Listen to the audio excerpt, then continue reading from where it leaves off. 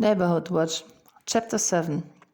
No, sweetie, you can't have my gun. This is very dangerous and is absolutely not a toy at all, Bill said when Laura entered the office the next morning and got up from the floor. Laura put the Paki-bashing files on her desk and flopped down into the chair. She hadn't slept well after Nigel had come home around midnight, imagining him and some bullocks committing some petty crime, as they had done as schoolboys, breaking up cigarette machines or stealing toys from the kiosk opposite their school. Laura watched Shirin starting to cry in a shrill and nerve-wracking way.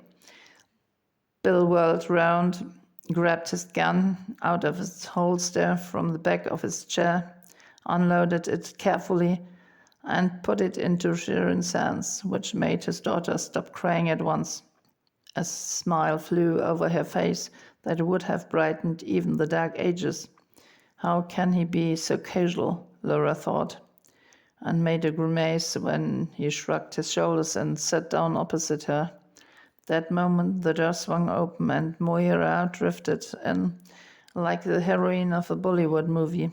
She was wearing a blue and golden top with something floating around her like a boa of fluffy purple and grass-green feathers over a pair of faded jeans, and had flip-flops with multicolor blossoms at her feet.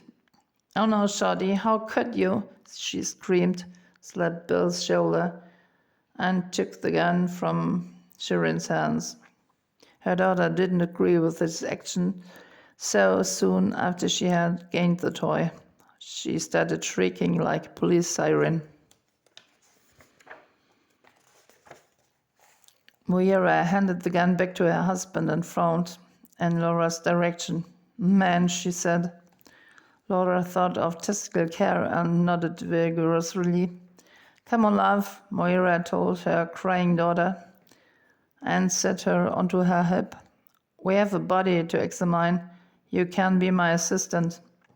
When both had left, Bill still sat paralyzed. "Come on, Shorty," Laura teased him. Everybody knew how much he hated being called Shorty by his mother. Will Moira really let Shirin watch an autopsy? Bill woke up and shook his head. "We are having some friends for dinner. Moira was just kidding. They are going to prepare a stuffed turkey for tonight." "Okay. I'm relieved. So what's on our agenda today?" "Old cases, office work, or Edward McCarthy."